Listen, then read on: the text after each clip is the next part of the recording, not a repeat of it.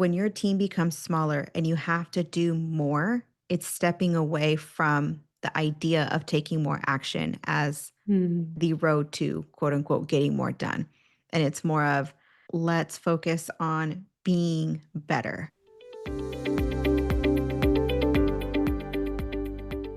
Welcome back to the Uncommon Career or Daring to Succeed podcast, wherever you're joining us from. I'm Julianna, And I'm Patricia. and today we want to talk to you about leading small teams, which I think is a topic that used to be limited to more startups or really small businesses. But from what I'm seeing, we're seeing a lot more of these as companies start to retract some of the sizes of their teams, either through attrition or reshuffling of the organization. And there's a lot more small teams within big organizations too. So I think it's a really timely topic. Yeah, absolutely. I've seen teams go from, 15 to 5 or from 5 Hmm. to 3, sometimes from 3 to 1, right? And no matter Mm, what size you're looking at, the fact that there is less people to do the same amount of work is really the issue. And oftentimes, the thought is from up top is that AI is going to make this faster. And it's true, AI does make things faster, not necessarily better. So there still needs to be work done to facilitate the AI process, and the AI is just one of the many, many things. Outsourcing is another one. There's just so many trends that are contributing to this. yeah, for sure. I mean, just with the way the economy is going globally right now, we can definitely see a lot of that. But let's get into some of the challenges of these tiny teams, especially when they used to be more lush and there were more people to kind of share the work with. I think the limited resources one is probably the biggest, especially like Patricia, you saying that some teams went from 15 to 5, which is quite a significant drop. And from what I'm hearing from my clients, they're still expecting the exact same amount of work to be done on the same timelines at the same quality. Maybe you could start us off on if you're the leader of one of these shrunken teams, how can you keep morale up with everybody? Yeah, I think one of the important things to remember is to figure out kind of at what level you're a leader, right? If you're at the very top, it's a very different conversation than if you are a middle level leader, right? And I know most of the folks that we bring on our end at the Uncommon Career are sort of that middle level leader where there is this overwhelm and this guilt, maybe even a comparison to have your team continue to do the same amount of work and have the same amount of output. And so there's a part of you as a leader who feels that I can't say no. We have to do the same thing. How do we continue? All this stuff has to be done, right? And then at the same time, the leader perspective. So one is kind of like I'm under someone, and so I have to make these things happen. And then the other side is the leader side of things where you're like, how do I support my team when there's so much pressure from above to get so much done? And so I think a lot of those pieces are um, amplified when the team gets smaller and the workload doesn't get smaller. But the biggest thing here is, at least from my perspective, is you have to remember that we are humans, not machines. And sometimes saying just go faster is not the actual answer for yourself and for other people. And so that's usually a good starting point for me. Yeah, and I think that reminder that we're human is so important because oftentimes I'll see less experienced leaders or leaders who are under tremendous pressure kind of fall back to, okay, well, everyone's just going to pitch in and do more overtime, but all you're going to end up doing is burning out your team and they're going to be resentful because they can't spend time with their loved ones. So making sure that you kind of balance out those priorities with the reality of having humans on your team Yeah. to still get those things done. Yeah, absolutely. And one of the pieces when you're thinking about limited resources and having to do more with less, I think part of the things are to go back to the basics. And I say going back to Mhm. the basics is prioritization is the best use of your time. We think more action, checking off the boxes is the best use of our time, checking our email 3 times a day to make sure it stays at inbox 0, right? So you have to go back to the basics. And this is going to require you to slow down before you speed up. And that's one of the biggest pieces is to go back and say, okay, let me just get a really clear head now and figure out what is actually moving the needle, knowing that not everything will get done to the same caliber. So, what are the pieces that I need to prioritize to do 20% of the work and get 80% of the outcome? And that does require slowing down. So, whether it's an Eisenhower matrix, whether it's a decision making matrix, whether whatever it is, it's figuring out here's everything I have on my to do list. Here are the things that actually move the needle, and here are the things that maybe leadership wants to see, but I haven't seen move the needle as much, right? And so you want to balance those two because, again, your paycheck comes from upper leadership, right? So you want to balance like what you believe to be highest priority and what your bosses believe to be highest priority, and then figure out what you can automate, what you can delegate, what's within your capacity and what's going to be, on the outskirts, what's going to get done later on, right? So there's automate, delegate, there's postpone, and then there's trash, right? There's things that you're like, this is just not high enough priority. It's primarily for aesthetics, right? That's one of the things to remember is what are the pieces that you're doing specifically for aesthetics. So those are just some of the ways that I would say time to slow down, reprioritize, rework how you're going to use your time, and then get back into it. Yeah, and I think that's so important for like managing your day-to-day work, but also kind of pushing it to that next level that you kind of hinted at, Patricia, where it's about sitting with your management team to say, okay, well, here's all these things that we're expected to do. We've got fewer staff. Of course, we're going to try our best to do all of it. And, you in your own mind can logically be like, that's not possible, fine.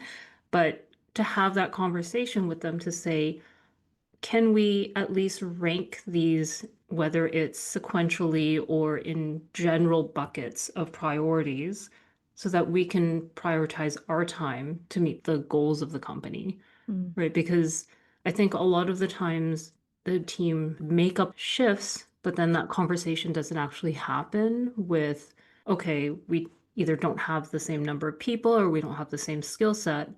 These priorities haven't changed. Can we just check in to see, are they all still high priority? If something was to drop, what would that be?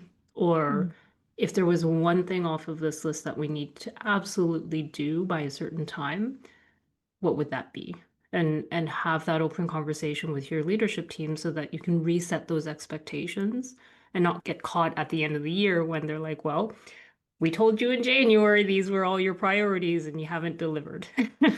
Oh my goodness. So that communications up and down the chain is so, so important, especially if you're in a leadership and that middle leadership layer and you've got people under you and all of a sudden your team has shrunk, you know, one of the biggest pieces is, like you said, communicating the expectations, the logistics. Like if you reset expectations, right? First, do that ruthless prioritization, figure out what's important, and then make sure to communicate and reframe the expectation, reset the expectation to say, okay, under these new circumstances, here is our new timeline. Under these new circumstances, here is what would be prioritized versus what will not. And that's kind of, managing up, even though that conversation isn't like, don't wait for that conversation to take place. It's not going to take place because upper leadership is saying, we still need everything, go.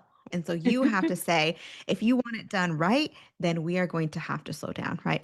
But then as a leader, looking at the people who directly report to you or the people who maybe have a dotted line relationship, downstream, a couple things that are going to be really helpful are to validate the load, validate the emotional load. Hey, we're going to feel a little bit stressed for a while. You should, at this point, schedule in 3 weeks. Schedule yourself a spa day on a Saturday. Like, just start making time and just let them know because you can see what's coming ahead. They may not see it until it's on their plate and they are stressed. So, being able to tell them, it's going to feel a little bit like a stretch. You need to know that in this season, you are not failing. We have to reset expectations, look ahead the next 3, 4, 5, 6, 7 weeks. Here's the plan we have. Schedule yourself or keep your weekends free if you can. I mean, you obviously don't want to tell people what to do on their weekends, but just let them know, hey, something is coming. And then the other thing you can do is model an awareness of your energy and how you're using it. So, talking about or asking others about their energy. How's your energy level? today, 1 to 10. Okay. Where do you think it's best spent? How can you best channel your energy today? Just keep them more and more aware because that awareness of your energy level is actually a skill. It's just like being on time. It's not that people don't want to be on time. It's that people haven't necessarily, like, if someone's not on time, chances are, and I think I saw this on a video. It was like, I think it was Layla Hermosi.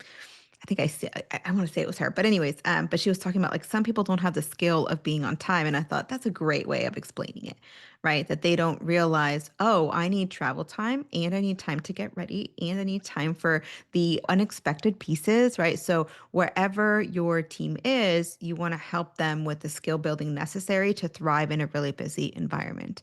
So those are some of the pieces that I remember can make a really big difference when you're strapped for time and strapped for resources. Yeah, and I mean, you've shared so much, and there's so much I want to get into with that, but I'm just gonna grab one, which is you said something about modeling behavior for your team, and I think it's so tempting for leaders to work overtime, and honestly, most of us do when we're in those leadership positions. It's just the reality of things. But there is a difference between working overtime and working overtime in a way that your team sees it, whether consciously or subconsciously, reads that situation as, oh, my leader is working overtime, therefore they expect me to. That's good. Right? Because, I mean, there's so much that you could do that is invisible to your team, as I mean, most of your leadership role anyway. But there are things that you can do that don't result in an email to your team or don't result in something on the weekend, something after hours that lands in their inbox for them to be like totally aware that you are absolutely working beyond your hours. Mm. Like I used to spend a lot of time on weekends preparing reports or doing things like preparing presentations, rehearsing presentations, doing things that I know I needed to do to move the needle forward. I couldn't do it during work hours because I was spending time with my team. But those are things that you can do that are invisible to them. They don't necessarily need to know that you're working that overtime because if they see it, they're going to monkey see, monkey do, whether you Mhm. want them to or not. Oh, that's so interesting. So this is the other thing too that comes to my mind is when you're in a leadership position, you do have this extra layer of responsibility. And so you might find yourself working overtime. And then the kind of going along with that, it's being aware of your level of energy and capacity versus Hmm. the other people that are on your team, right? So I've talked with folks who are like, I just don't have the capacity, so I don't think I could be a good leader. And that's one of the pieces that we've had conversations about that you actually can be a good leader, even if your energy is not as high as someone who is under you. Sometimes we think that we have to have the highest capacity, do the most, right? And so while there's that space where you're like, okay, I've got to get things done, but I don't want to set the expectation that my team needs to work on weekends, there's that flip side of how can I work to be a coach to my team as opposed to be one of the players on the team? And so, if that's possible in your workplace and if that's you, then it's one of those pieces of figuring out, and this might go under another challenge that you and I talked about, Juliana, which is like the dependency on key individuals. It's like to avoid that and the situation, if you don't have this capacity, right, to take on a tremendous amount of work, it's figuring out who's really good at what. And for every person, for all of us, there are different skill sets. And just very generally speaking, I'm going to put them into, let's say, three buckets. One bucket, I just don't know how to do it. So it's too high of a learning curve to ask me to do something in this space and me to be efficient. And then the other two buckets are, I know how to do it and it drains my energy. I know, but I don't like it. Right. And so that's not going to be a good bucket. In a perfect world, and I know this is hard to do, but we can't assume that it's not doable until we actually put the work in, because chances are in that third bucket is a list of skills for every single person that they actually lose track of time on. Like they just love doing it. And it might mean let's reshuffle. Who do we have on our team? Who are the players? What are their skills? What do we need done? And how do we remap their skills and intrinsically motivated skill sets to the work that actually needs to be done? Because it's going to it's kind of like a self reinforcing flywheel if you're able to do that. And even though when you were a larger team, everyone had set tasks, when that team gets smaller and it gets restructured, things just kind of get thrown at different people without taking the time to, again, reprioritize, map out areas. And so if you can do that, then you can figure out like a new strength for your team as, for whoever is left on your team, right? Yeah, I'm so glad you brought us back to that topic because similar to having the conversation about the priorities, having that conversation about, okay, the team has shifted. Now who's doing what is so important. And it's such an amazing opportunity for you as a leader to also do like a development check-in with your team as well to Mhm. say, okay, well, our expectations have completely changed now that the team has changed. Are there things that other people had been doing that you want to do that could further your career in the direction you want and turn that negative of we've lost over half the team or now we have to do more with less or whatever is kind of hanging over the team right now into an opportunity of okay, well, we've done our best to renegotiate what our team does. Now let's renegotiate what you will do, not Mhm. just in terms of getting the work done, but what can give you an opportunity to develop for your next step and kind of give them something back in return for following the company through this hard time and sticking it out and trying to get those things done so the company can achieve its goals.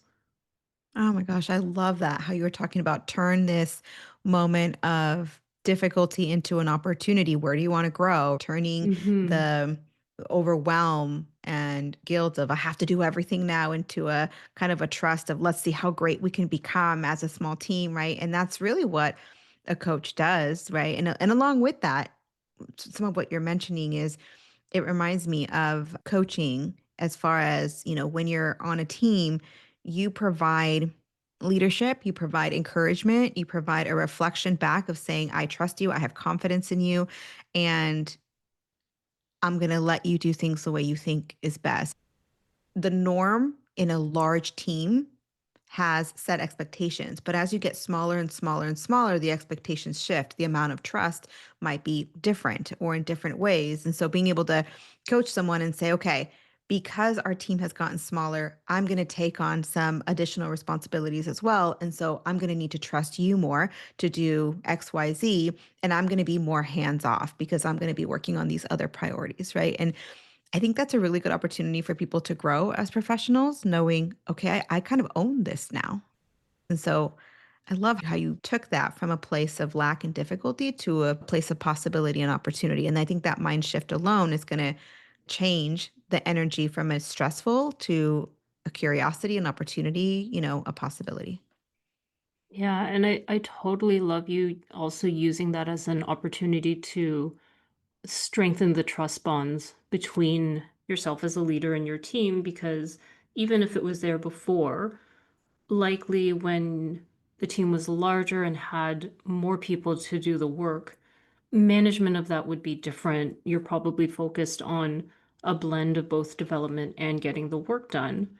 Mm. But now that that team is smaller and you've got to give up some things yourself as a leader, whether you are a micromanager or not, it's a really good time to kind of give up a little bit more control just to see what happens, especially in the short term as you're doing the transition. Because let's say something slips through the cracks, if it's happening during the transition period, it's probably not going to raise as many eyebrows as later on. So Mm. to use that transition period to kind of figure out, okay, where can we strengthen those trust bonds? Where can we give more accountability to the team and kind of give them the freedom that so many people want in their jobs, which is like just give me something that I've told you I can do and trust me to do it, and don't tell me exactly how to do it. Right? Yeah. And unless you're in a factory setting where the output needs to be exactly the same every single time, most of us in corporate environments have that flexibility. It's just not exercised. Oh, that's such a good point. That's such a good point. And overall, this conversation, and especially what you just said, kind of ticked off this kind of like overarching idea in my head of when your team becomes smaller and you have to do more, it's stepping away from the idea of taking more action as Mm. the road to quote unquote getting more done. And it's more of, you said the reframing, you talked about trusting your team more, being more hands off, right? And all of that is really this, it's kind of this frame of mind where you're thinking, instead of doing more, let's focus on being better. You know what I mean? Like, instead of getting Yeah. more done, it's taking your team and saying, okay, we're about to go into a difficult season. Here's what that means for me. Here's what that means for you.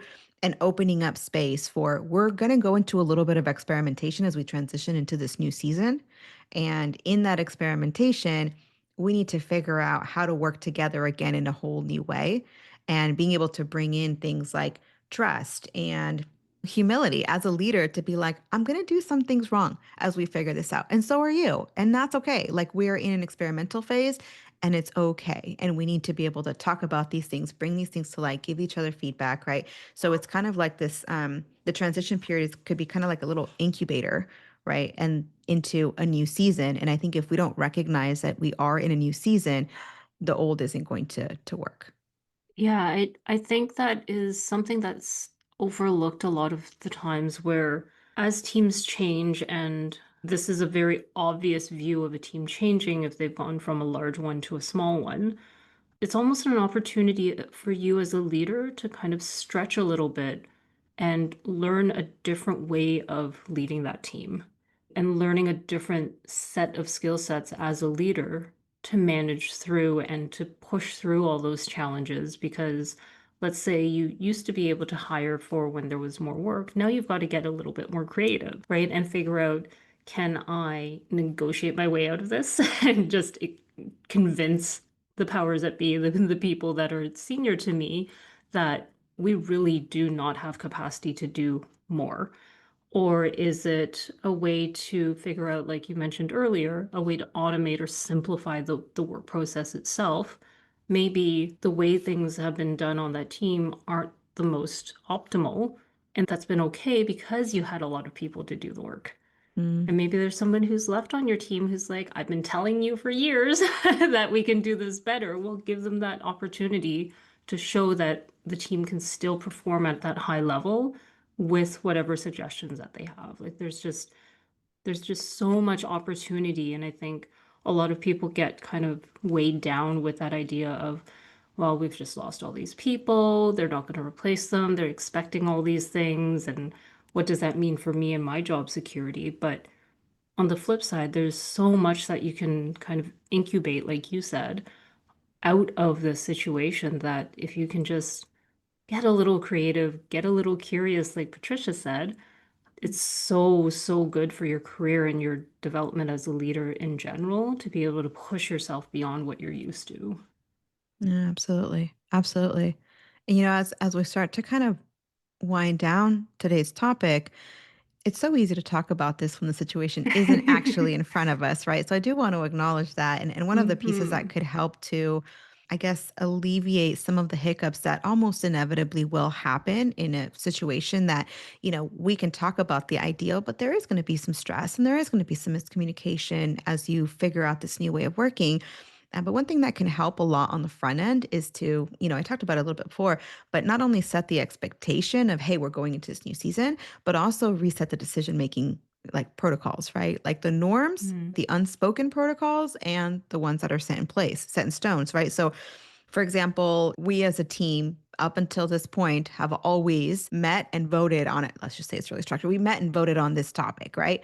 And this is how we made a decision. It was voted on, or it was always top down, and decisions were always made top down. Well, in a smaller team, you might, and this is just one of many examples, you might realize that there's not enough people to actually have everyone at a meeting every time we need to make a decision, right? Because people are trying to get work done, right?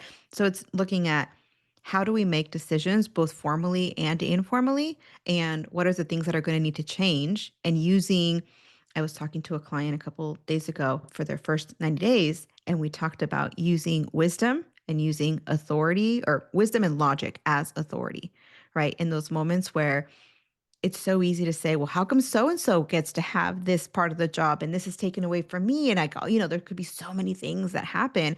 So being able to have logic and reasoning behind why you've made each decision, and then also bring in like the wisdom piece. So having wisdom and logic act as a mediator for those decisions where people ordinarily might be like, this is personal. It's because you don't like me, or it's because you don't think I'm doing a good job, right? And so figure out what those reasons are. And number one, what the reasons are behind each decision. And technically, I'm out of order. That should be number two. But number one is figuring out how you're going to make those decisions, formally and informally. And then number two, bring logic and reasoning for your decisions, just to ease and remove the emotion away from the situation.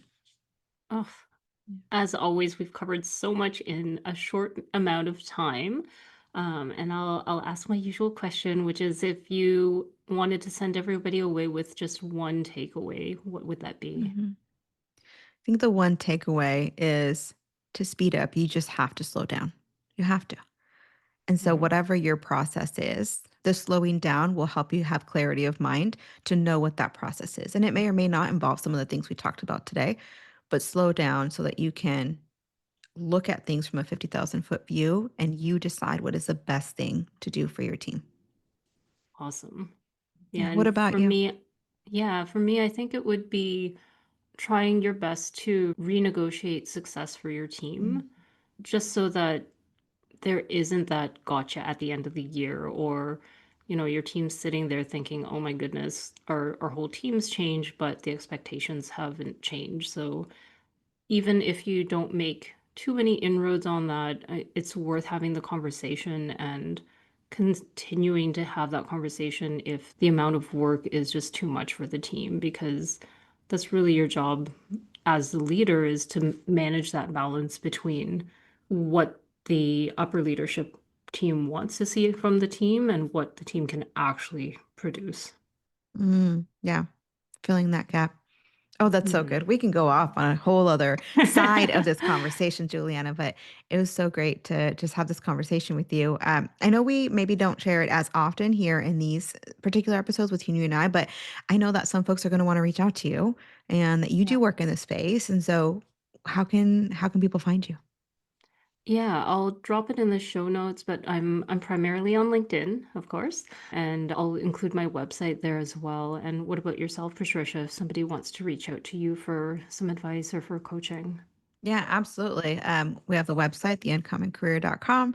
And then in addition to that, you can always find me here on the podcast. And like you said, LinkedIn is where you can find me, and there we can start a conversation. Amazing. So yeah, we definitely want to hear from you if you agree with us or not. Those are always fun conversations, and we'll see you next time. See you on the next one. Hey, thanks for listening. I really appreciate you spending time with me today. If you found this episode helpful, please tap the 5-star review on the show's homepage in your podcast app. It would absolutely make my day, and it helps others discover the Uncommon Career Podcast. Now, to download your free career resources and learn how I help seasoned professionals land amazing offers in as little as 90 days, click on the link in the description or go to theuncommoncareer.com. Thanks again, and I'll see you on the next one.